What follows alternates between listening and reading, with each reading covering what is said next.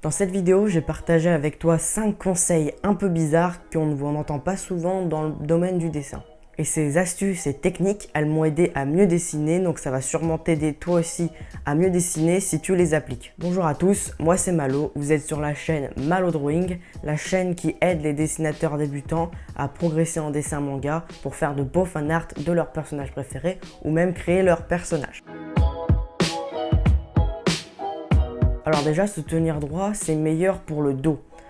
Si vous restez 2 heures avachi comme ça, le dos complètement courbé, ça va totalement endommager votre dos. Donc si vous voulez dessiner longtemps, autant préserver votre dos, comme ça vous pourrez dessiner sur plusieurs dizaines d'années. Et en plus, ça envoie des signaux chimiques à votre cerveau, alors je sais pas totalement comment ça marche, mais essayez de vous tenir droit tout d'un coup, de vous tenir droit, fier, les épaules en arrière, la tête haute, et vous verrez que vous vous sentirez plus sûr de vous, plus confiant, et vous avez l'impression d'un peu tout contrôler et que tout va bien se passer. Donc du coup, quand je me mets le dos droit quand je dessine, ça me permet de plus me concentrer et de moins m'énerver et d'avoir plus de patience. Enfin bref, ça m'aide dans tous les domaines. Alors avoir un espace de travail rangé, ça permet d'avoir l'esprit rangé, entre guillemets bien sûr. En fait, le truc c'est que tu vas avoir les idées beaucoup plus claires parce qu'il n'y aura pas d'objets parasites dans ta vision. Donc tu vas être beaucoup plus concentré et tu vas faire de meilleurs dessins. Donc du coup, sur ton plan de travail, essaie de garder le moins de trucs possible, seulement ce que tu as besoin. Donc pour le croquis, tu prends par exemple un critérium avec une gomme, c'est tout avec ta feuille. Ensuite pour l'ancrage, tu prends quelques liners et tu ranges le reste. Et pour la colo, quand tu utilises une couleur, tu la ranges au fur et à mesure et tu mets la boîte ou le sachet de feutre alcool sur le côté. Moi en général, quand ça commence à devenir le bordel sur mon bureau, c'est quand je passe à l'étape de la colo parce que je ne range pas au fur et à mesure les feutres alcool. Je les utilise et je les mets à côté. Alors oui, d'une certaine mesure, ça peut être utile parce que comme ça, vous pouvez retrouver facilement les couleurs que vous avez déjà utilisées, mais ça te transforme ton espace de travail en un gros bordel et après, ça va vraiment, tu vas avoir les idées confuses et tu vas moins bien dessiner.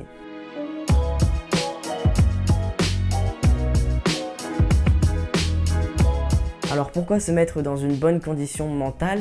Alors il faut savoir déjà que le dessin, c'est une activité physique, mais c'est aussi une activité mentale.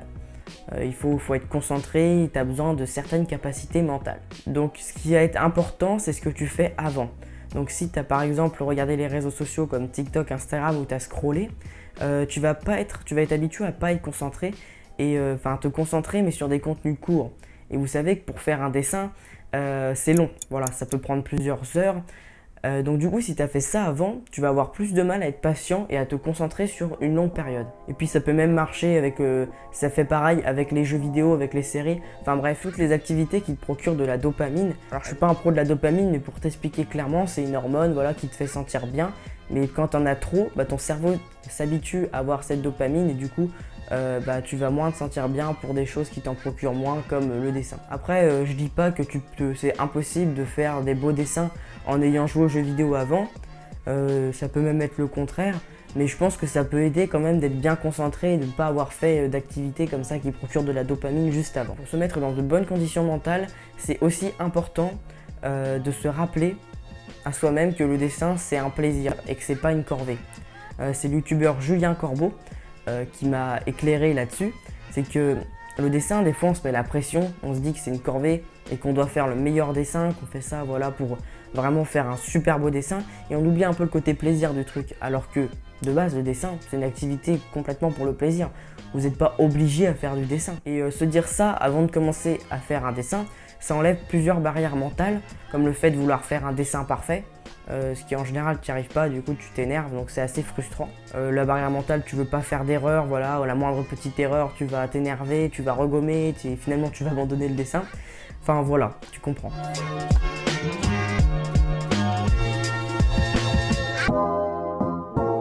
Encore un conseil qu'ils vont pas trop aimer. Alors, quand tu dessines, je sais pas si tu as déjà remarqué, mais tu es dans un mood un peu, tu vois, et ça prend un peu de temps à venir, mais une fois que tu es dedans, tu es à fond, tu vois plus le temps passer.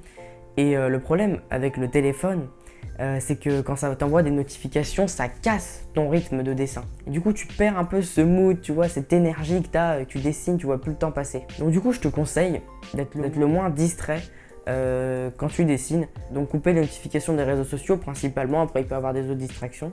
Et tu peux mettre carrément ton téléphone dans une autre pièce en mode avion. Mais si tu veux quand même écouter de la musique, bon moi j'écoute de la musique sur mon PC parce que je dessine toujours en face de mon PC, mais si tu veux écouter de la musique sur ton téléphone, bah tu peux.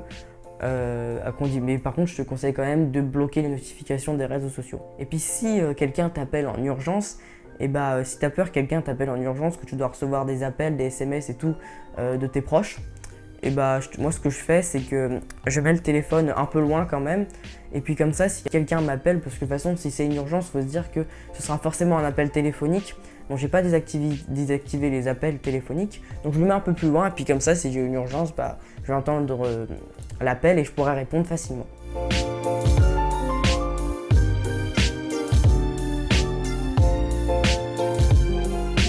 Alors ça, c'est un conseil que je peux pas trop appliquer parce que j'habite à la campagne, mais tu vas comprendre. Tu vois les endroits comme les bibliothèques, les parcs et les coworking, les cafés surtout, ça peut être des endroits où tu peux être beaucoup plus créatif que dans ta chambre. Parce que des fois dans ta chambre, tu as peut-être associé ta chambre à des moments ou des dessins que tu as ratés. Et du coup, ça va être beaucoup plus dur de refaire des bons dessins et d'être dans des bonnes émotions quand tu dessines. En fait, moi je me suis rendu compte de ça quand je suis parti en vacances. J'ai beaucoup mieux dessiné, je dessinais sur la terrasse d'un mobil-home. Et je dessinais beaucoup mieux, tu vois, comme j'avais pas associé des émotions négatives à cet endroit-là, et j'arrivais à mieux dessiner, tu vois, ça allait mieux. Donc du coup, je t'ai dit, moi j'habite à la campagne, donc j'ai vraiment pas beaucoup de bibliothèques, de coworking ou de cafés à proximité. Donc du coup, moi ce que je fais pour me trouver un bon environnement créatif, c'est que je range tout le bureau, on en a déjà parlé, je range ma chambre, je range tout, je nettoie, je fais la poussière. Et comme ça me fait un bon environnement. Et sinon, si tu habites dans une ville ou dans des endroits où il y a des cafés, tout ça, tu peux essayer de tester plusieurs endroits pour voir dans lesquels tu es plus créatif. Et puis ça se trouve, tu seras plus créatif dans ta chambre. Ça se trouve, la chambre, c'est très bien aussi. Quelles sont les vidéos que tu aimerais voir prochainement sur la chaîne? Ça, tu peux me répondre en commentaire. Comme ça me donnera des idées de vidéos et comme ça, vous aurez des vidéos qui vous intéressent. Alors tu peux liker la vidéo, comme ça aide pour le référencement. Et d'autres vidéos vont s'afficher dans un instant sur l'écran de fin. Tu auras juste à cliquer avec ta souris, avec ton doigt, c'est sur ton téléphone. Ciao!